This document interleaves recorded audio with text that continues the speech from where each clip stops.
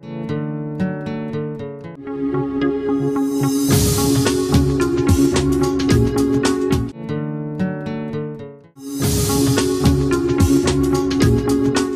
how are you, Zuzana? I am perfect, thank you. You do know you have a beautiful name, Zuzana.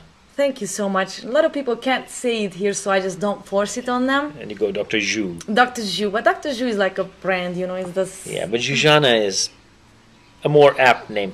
We're going to talk about revenge and punishment. I was talking to these two young ladies the other day, and they were talking about how a man hurts them, and they want to punish him. And I'm saying, why do you want to punish people? Their own rejection is their punishment. Let their own karma and fate punish them. If he's done something wrong, if she's done something wrong, let her own fate punish. Why do we have this craving to come back and hurt people in revenge? Well, by my opinion, number one is you don't trust yourself and you don't trust the universe that that will happen to them no matter what. If you don't trust the universe, if you don't, interesting. Yeah, you don't trust the universe. Yeah. Because if you can just let go and don't do anything about it, the universe will take care of it. That's for sure.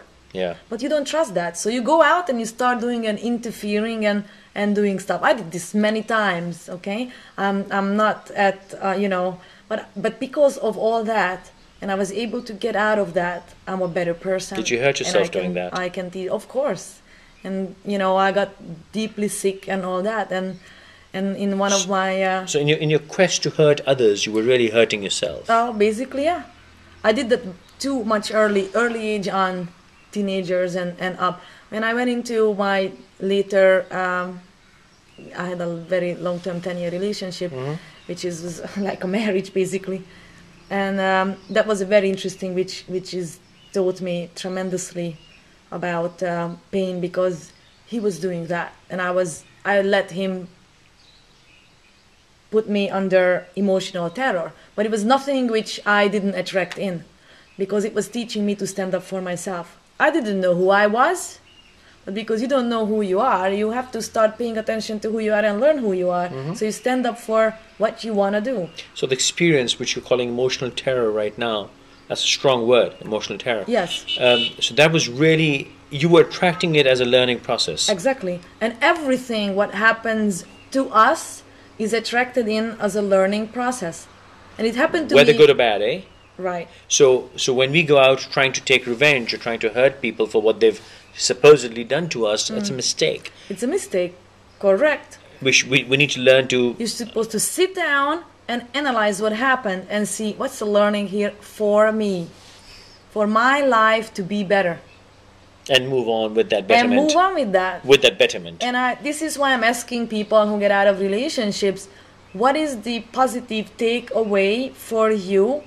And there's always a positive takeaway. For you. Not for everybody else, what you don't do and you won't do, but the things you will do. Yeah. The things you will change on you due to that. The realization you had due to that of how you want to live your life. Interesting. But see, unfortunately, because in our hatred, in our anger, we forget to see the realization. In our depression of that loss, in our sadness of a lost relationship, in the sadness of a lost parent, in the sadness of a lost sibling or a lost lover, we forget to see that they came into our life for a purpose. They came into our life to take us from here to there. They came into our life to make us better people, to teach us things. And now their job is done in our life. They're moving on, whether in life or in death. And we should just take that learning, become better, and get on with our lives. But in the process of that revenge and that hatred and that anger and that depression, sadness, we forget to learn. Correct. And we just fall into this bottomless pit. And Correct. But Zuzana, how do you come out of that?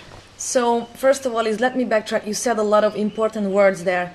First word that you said, that we fail to see, or we only see. Correct. Yeah. Because we were conditioned to see only that. If you are conditioned that everything what happens, there is a positive inbuilt message and wisdom in there, and you start focusing on that, you are not going to be going into your pit at all.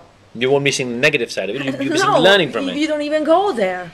You don't even go there. So once you, because we all get to be on the pit and a bottomless pit, and it feels like a whirlpool, and it's just bringing you all down.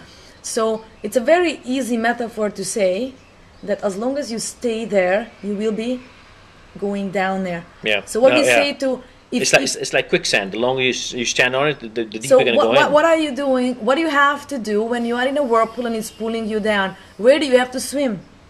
Out Swim of the water. out. Yeah. Swim to another direction. Doesn't matter at that moment of a time which direction you are going to swim. Get out. Just get out of there. Get out. Get your bearings later. That's it. Get your bearings later. Because the moment you took one step, you're already making a movement. Yeah. And you are one step away. That stuff is one step behind you. So you can take a breath, take one more step, and you can start refocusing on that. Where am I going? So the first is interrupt yourself. And catching yourself of doing nothing and being sucked down there is the hardest thing. But with the journey, what you are learning, and with the awakening, you are going to realize this sooner and sooner and sooner. So don't expect yourself to do this 100% the next day once you are awakened. No, it's going to be a journey. You talked about interruption, and next time I like to talk about this interruption, because interruption usually means taking some hard steps, take some unfavorable and unpopular steps. Depending on how we define the word interrupt. Interrupt the cycle of misery, interrupt the cycle of pain, Correct. interrupt the cycle of, oh God, what has happened, or what have I lost? But interrupting addicted pleasure should be an interruption. Absolutely. We get addicted pleasure. Yeah, We get addicted to pain as well. Correct, because if you were conditioned for pain, your only pleasure is pain. Yeah, of course. And if you're finding that great beauty in being miserable, there is something you need to do to get out of it. In my opinion, I'm sure Jujana has a few things to say as well. But let's save that for next time. Closing Great. notes. Thank you.